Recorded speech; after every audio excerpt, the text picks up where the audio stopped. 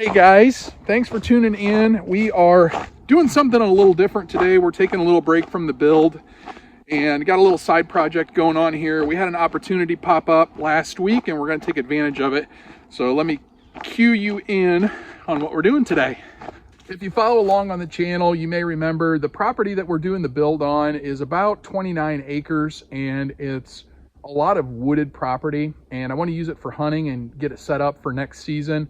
And I ran into a great deal on a piece of 30-inch plastic culvert pipe, double wall. So we're going to put that in today. We have a little creek that we need to cross to access the back of the property. So up to this point, I have not had the ability to keep the paths on the back side of the property cleared off and mowed and accessible. So I'm pretty excited about this because now I can kind of get the property work down on the backside and get some trails maintained and hopefully bring the wildlife in. We have more on that to come down the road.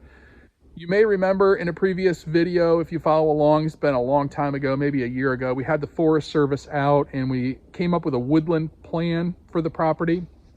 And part of that plan was putting a bridge in to access the backside. So that's what we're going to do today, hence the big equipment. So let's get into it. Here's what we're looking at, guys. It's not a big creek, but we do need to build a bridge across it because it is a waterway. It has a little bit of water in it. It's probably only a little over ankle deep probably right now.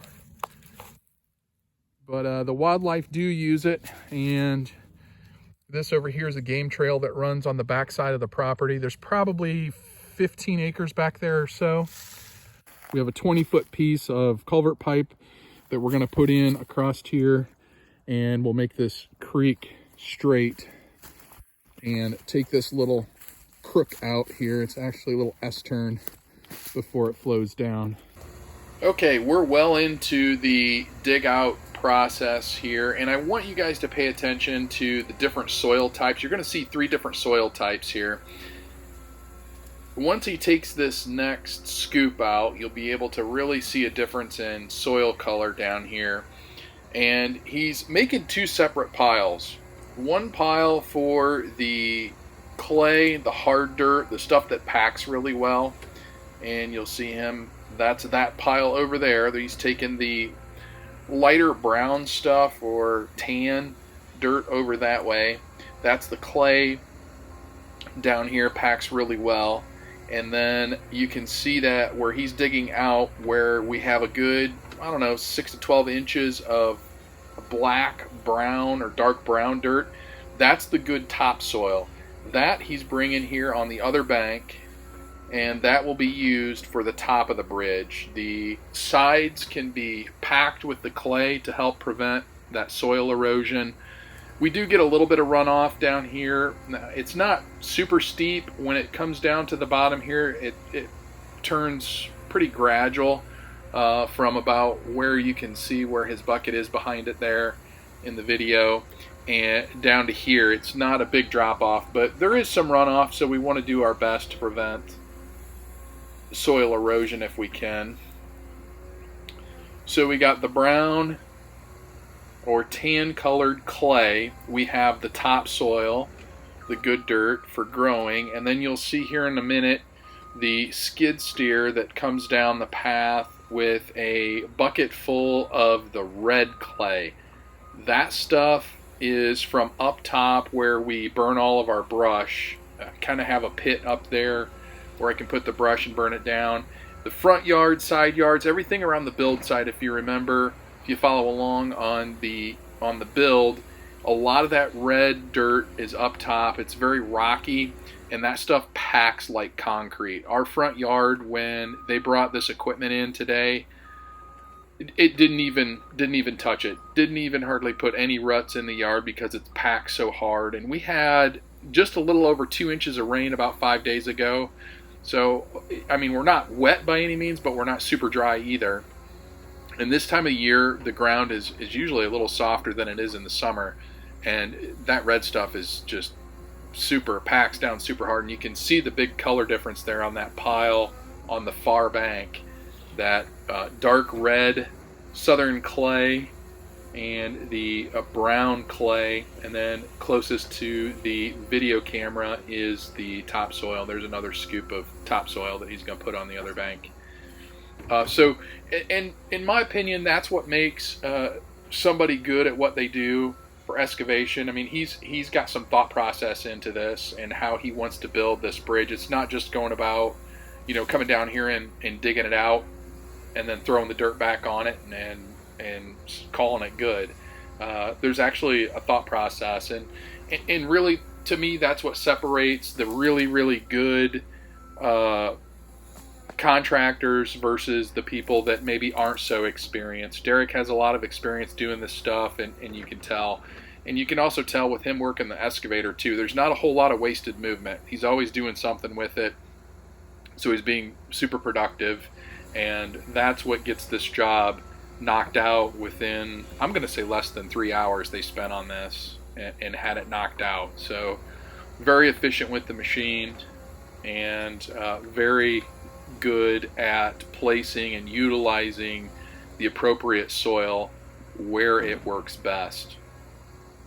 And that's what makes a good project, and that's what keeps me calling him back to do our projects, because he does a great job and the experience shows. So the other thing that I want to mention is this culvert pipe. I think he's working his way over here to pick it up, and I wish I had this on video too. He's off screen. I was actually on the other side behind the excavator at this point. Had a neighbor stop over and was chatting with him a little bit, so I didn't know I wasn't getting this, but he was so gentle with this piece of plastic poly pipe.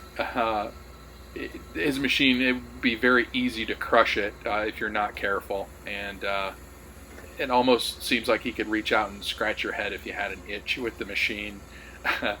But he gets the pipe over here in place. And what I was going to say with this pipe, it's a 20-foot length, 30-inch diameter pipe.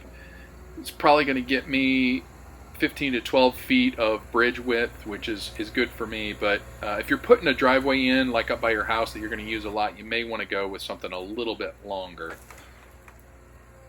And there you go. We'll move on to the next segment of the clip.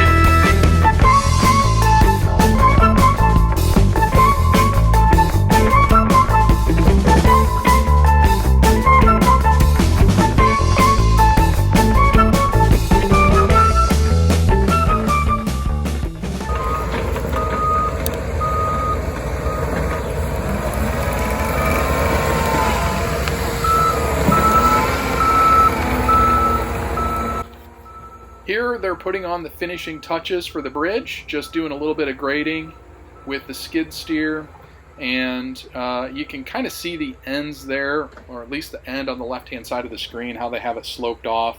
I'm going to say it probably end up, I didn't measure it, but when he's all said and done, it's about, I'm going to say close to 15 feet, 12 to 15 feet of bridge width, which is plenty for me to get my tractor across and be able to get this back half of the property curated and looking good, and hopefully bring in some wildlife for next hunting season, get some trails cut and keep it maintained. In North Carolina, where we're at in the western portion, man, I'm telling you, the undergrowth within a couple of weeks, you go back through and it looks like you didn't even mow it.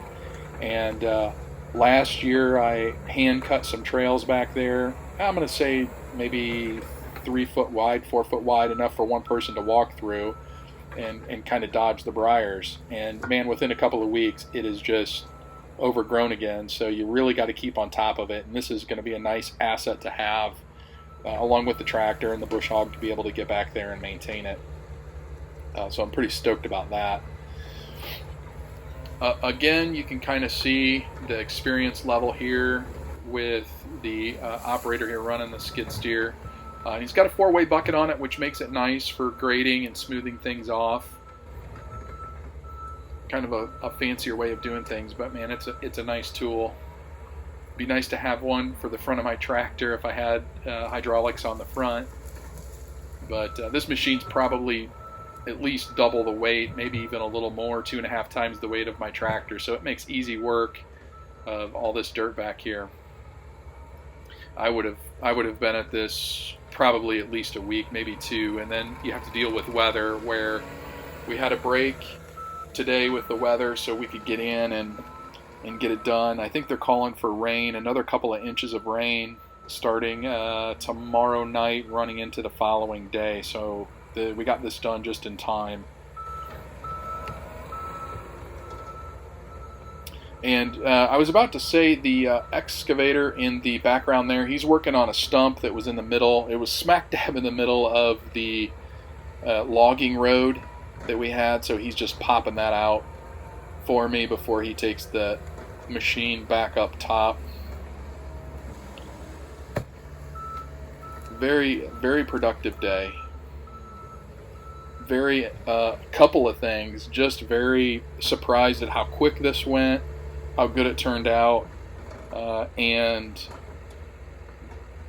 how the 20-foot piece of culvert pipe looks big when it's sitting out there not in the creek, but once you put it in the creek and get the dirt on top, how short it actually looks. I think if I had to do one of these for my a driveway, like leading back to a house where it was going to be utilized a lot, I would really think about maybe putting 2 sticks together to make that driveway wide enough to get across and not have to worry about slipping off the side, or at least maybe 1.5 sticks. 30 feet would probably be okay, but 20 feet's not, when it's all said and done, doesn't leave you a bunch of extra room, we'll put it that way. But again, this is for what I'm going to use it for. This bridge is perfect, and I think the Forestry Service will be okay with the way it's installed, and we'll hopefully get them out maybe next year at some point to take a look at it, and this is one thing we can check off the forestry plan that we've completed.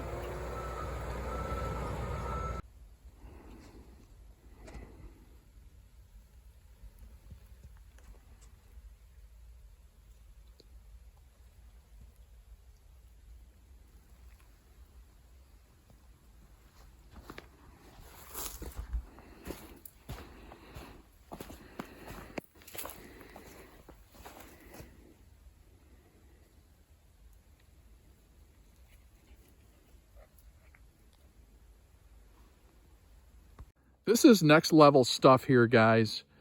We have the hill on this side, build site up top, and when we get some rains, we're going to get water that comes down this path and is going to run down to this creek. And Derek has taken the good hard packed clay and kind of packed the bank on this side, and we have a little bit of a swell here where we can have the water force it this way as opposed to eroding out the bridge. Very good idea. Probably would not have thought about that if I had attempted to do this project on my own, but that's somebody who knows their dirt and has been doing it a long time. That's why I have him keep coming back to do projects here, because he's really good at what he does. And then the topsoil, you can see the pile that he had over here, he's put on top of the bridge, and that makes a nice, that's good dirt there if we ever wanted to plant grass or to get vegetation to grow back here to, again, just help prevent erosion. That's the way to do it. So well worth the money spent and having someone that knows what they're doing come do this project. And again, that's why I didn't want to attempt this on my own. There you have it, guys. Bridge is complete. A couple of hours worth of work for the right men with the right equipment, and that's why I decided against trying to do this project on my own. I probably would have spent all week trying to get this done and spending probably the same amount of money or maybe even more, and I don't know that it would have ended up looking this good. So you get a couple of experienced guys down here and you get a good outcome, and I'm very happy about that. I'm also very happy about next fall deer season, because this is going to be where we try to funnel our deer from the bedding areas on the back side of the property to the food plots on this side of the property. I hope it works out well. We'll find out next hunting season. That's all I have for you guys today. Next video, we're going to get back on the house build and finish up this Rosetta Stone. I'm going to give you all the details on that. Hope you stick around. We'll see you on the next video.